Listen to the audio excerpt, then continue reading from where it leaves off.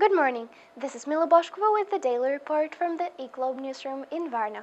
Let's start with the news for today.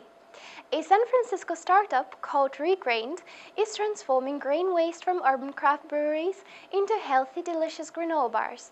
The company is the brainchild of two UCLA graduates, Dan Kurtzrock and Jordan Schwartz, who came up with the idea of upcycling malt leftover from beer making into baked goods.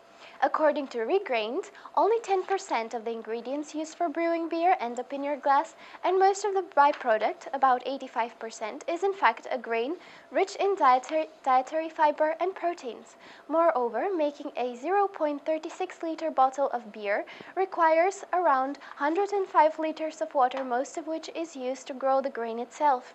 The company currently offers two types of granola bars containing waste grain as the main ingredient. The honey almond IPA features a combination of honey, almonds, oats, and cinnamon, and the chocolate coffee stout, as you can guess from its name, contains dark spent grain, semi-sweet chocolate, and coffee.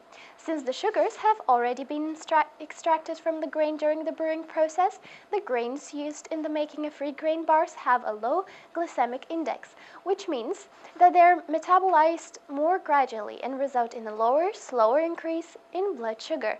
Thus, malted barley becomes a healthy snack, which offers a unique solution to the waste practices of the expanding craft beer industry, one of taste, nutrition, and sustainability. Now to our second news. Global olive oil consumption is seeing contradictory trends. While it has been plummeting in Europe due to higher prices and inflexible suppliers, olive oil consumption in the food and beverage industry market of North America and Asia Pacific is expected to grow significantly in the coming years. However, the global olive oil output has dropped to 2.4 million tons, or about 450,000 tons less than the world consumed during the 2014-2015 marketing year. Poor yields caused by unfavorable weather, late harvests, and fruit fly infestations were particularly prevalent in the EU, the world's top olive oil producing region, where production dropped by 42%. This has led the European Commission to consider using various measures to stabilize the domestic market, including allowing duty-free imports from countries like Tunisia. Spain, the top olive oil producing and exporting country in the world, is most vulnerable to these problems. A recent report by the U.S. Department of Agriculture expects higher yields for the 2015-2016 marketing year, an increase of 44%, but it concludes that this will still be insufficient to make up for the stocks depleted during the previous poor season, as Spain maintained strong exports in 2014-15 by dipping into its olive oil stock and even importing from Tunisia and Morocco. The country is currently facing unprecedentedly low stocks. Nevertheless, the International Olive Council estimates that olive oil production will increase by 22% during the 2015-2016 marketing year, with countries like Spain, Italy, Greece, and Portugal expecting higher yields, whereas others like Turkey, Tunisia, Israel, Lebanon, and Albania will experience a drop in output.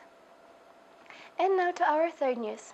The Portuguese University of Porto, the Spanish University Rovira e Virgili, and the French University of Bordeaux are partnering up in an effort to promote wine tourism by launching a new joint master's degree program called Wintour that combines enology, the study of wine and winemaking, with tourism. This is the first program of its kind that combines the expertise of famous wine and tourism sites across Europe and aims to fill the gap in the market for experts with such multidisciplinary training.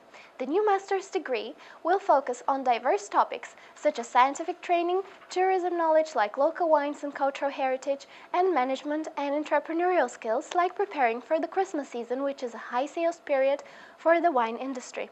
Additionally, internships in winemaking, marketing, and enotourism will be compulsory.